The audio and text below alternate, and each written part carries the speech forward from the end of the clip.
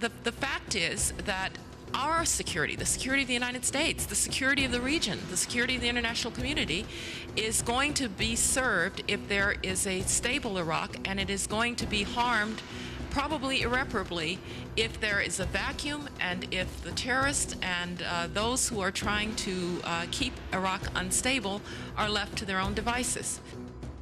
Condoleezza Rice in Sharm el-Sheikh. Welcome to Inside Iraq. We are discussing the potential success and failure of Sharm el-Sheikh with Ambassador Ed Walker and Saleh al-Mutlaq. Ambassador Walker, I read an article a few days ago in the Washington Post.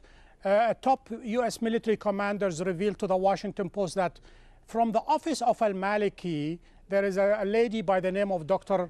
Basima Lu'ay Hassoun. She has been responsible for purging almost 16 military commanders from the army as well as national security for being nationalist and applying, the rule equally. How can, from one end, the U.S. want to stabilize Iraq? On the other hand, other people are interfering with that job. Well, the United States and al-Maliki, if they want to see a stable Iraq, are going to have to take care of people like that. That's exactly the wrong thing to be doing. I mean, first thing that a Maliki ought to do is get rid of the Deba'athification Commission and turn it into a reconciliation commission. Second of all, put people who are genuinely behind reconciliation and not after revenge in charge of that reconciliation commission, and then go from there. But as long as we've got this hostility, this revenge symbol, this concept that you have to get vengeance for all the sins that were committed in the past, it's not going to work. And Maliki has to bring his own office under control and bring it in line. Dr. Saleh, I know you are the last person you want to get into the names, but since this has become very important, what do we know about this Dr. Basima? Why is she holding such a power, able to remove top military commanders from their field? Yeah, simply because she is linked directly to Aziz al-Hakim, and she is taking the orders from there, and the Minister of Defense and all the other officials, they cannot do anything with her, because anyone who, doesn't obey what she says, she will remove him. In what way is she linked to Abdul Aziz al-Hakim? Is she a relative or what? No, she is part of Skiri. She is part of Skiri, and she is attached to him, and they rely on her so much, and they give her the full authority to do what she wants to do. I.e., the Minister of Defense cannot talk to her in a way that he's a boss. She is doing what she wants to do, and the Minister of Defense has to obey what she says. This is the problem of the situation in Iraq, that even a minister cannot do anything. There are some guys who control everything in the ministry, and the militias, sometimes they are above all those, because they are the one who can kill anybody who is against them. The whole setup in this government was done in a wrong way. And Dr. Saleh, can I stop you for just a second?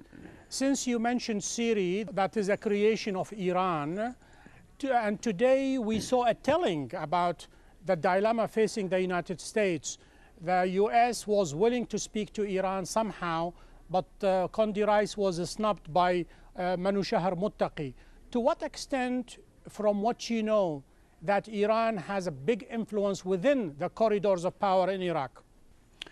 Well, actually, if you go back to even the Constitution was done by consultation between Skiri and the ambassador of Iran in Iraq.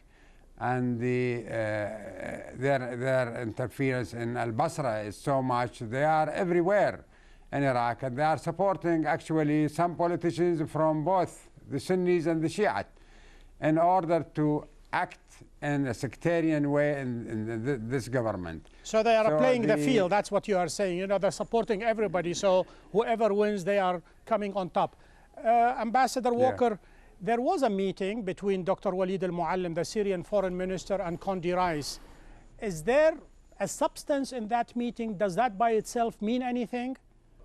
Well, it means a fundamental change in American policy, because up till then, the policy was you don't quote, reward a hostile country by having a meeting, which was a sort of silly proposition in the first place. But finally, the American government has complied with what many of its advisors had been saying all along, that it needs to talk to its enemies, not ignore them.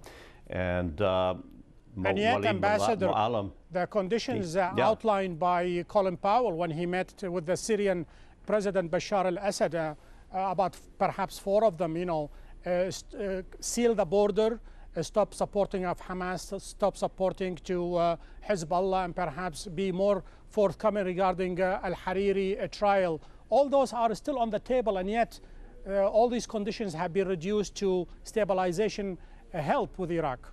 Yeah, I think that's exactly the right agenda. I mean, you've got to put them in sequence. They're not all to be done at one time. They are all problems on the table, but the one that counts, the one that we need to deal with today, is sealing that border.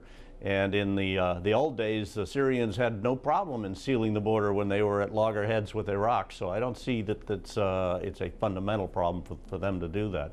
Then we can take the other issues over time and through diplomatic contacts.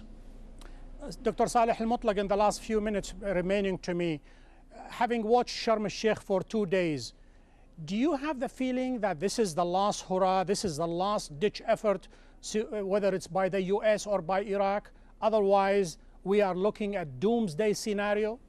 No, actually, I wouldn't, expect that this is the last conference, and I wouldn't hope so. I would rather like to see that the world who brought this problem to Iraq, especially the United States, will still continue to find solution for this country, because they are responsible for what is happening in Iraq.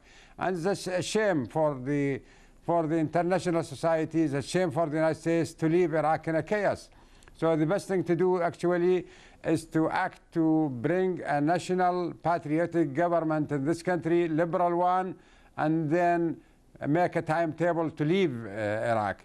In this way they will leave in a saved face. Otherwise, they will leave in a different face, and Iraq will be left in a chaos. Does the US have a moral and political and perhaps financial obligation to put Iraq together before the major bulk of forces are withdrawn sometimes next year? Well, it certainly has an obligation, a moral obligation. The question really, though, Jassim, is whether or not our staying there is more problematic and creates a division within Iraq that becomes unbridgeable. There is a point at which we become part of the problem.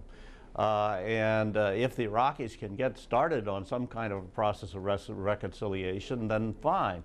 One of the good things that came out of this was actually not the fact that the U.S. and Iran did not meet, but the fact that Condi has said that they will be meeting at a later time with different representatives. Yes. So there is still hope, yes.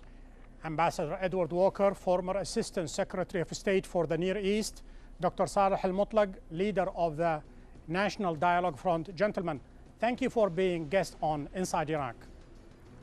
To access the program and to send us your comments, please go to our website, aljazeera.net/English. We have reached the end of this show. Join me next week when we take another look inside Iraq. Goodbye.